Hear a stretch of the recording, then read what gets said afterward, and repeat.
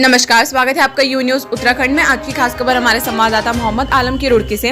रुड़की की हरमिलाप धर्मशाला में आयोजित स्वागत कार्यक्रम में राज्य मंत्री बनने के बाद पहली बार रुड़की पहुंचे गन्ना चीनी उद्योग मंत्री स्वामी यतीश्वरानंद का पार्टी के कार्यकर्ताओं ने फूल मालाएं पहनाकर जोरदार स्वागत किया।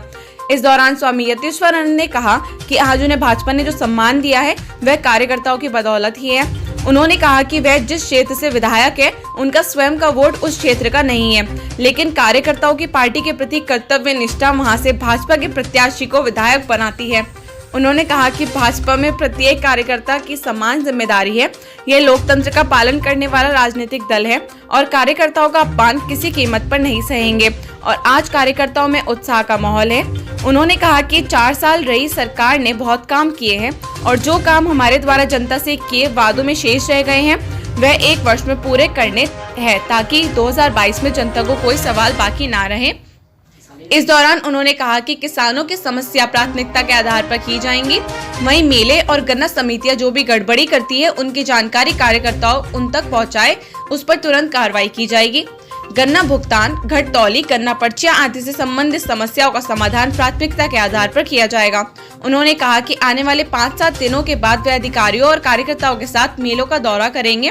उन्होंने कहा कि ऐसा नहीं है कि केवल गन्ना मंत्री है, अगर बिजली प्राधिकरण या किसी भी विभाग का कोई अधिकारी गड़बड़ी करेगा या कार्यकर्ताओं का सम्मान नहीं करेगा, उसे किसी कीमत पर बख्शा नहीं जाएगा। उन्होंने कहा कि पार्टी का प्रत्येक पदाधिकारी और कार्यकर्ता जनता की लड़ाई अधिकारों तक जाकर लड़े, सरकार उनके साथ खड़ी है। उन्होंने कहा कि सभी मोर्चों प्रकोष्ठों के अध्यक्ष कार्यकर्ता और जनता के सम्मान के लिए संघर्ष करें। इस दौरान नगर विधायक प्रदीप पत्रा ने कहा कि यह गन्ना चीनी उद्योग जैसे मंत्रालयों की जिम्मेदारी एक मजबूत हाथों में है और किसानों की समस्याओं का समाधान वे अच्छी प्रकार से करेंगे।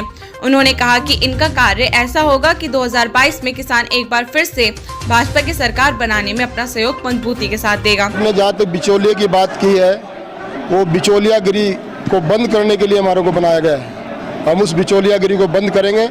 सीधा जो मिल के मालिक है या मिल का प्रबंधन है वो सीधे किसान से उनका मतलब रहेगा। सारे गन्ने से और चीनी से संबंधित अधिकारियों की बैठक ली थी।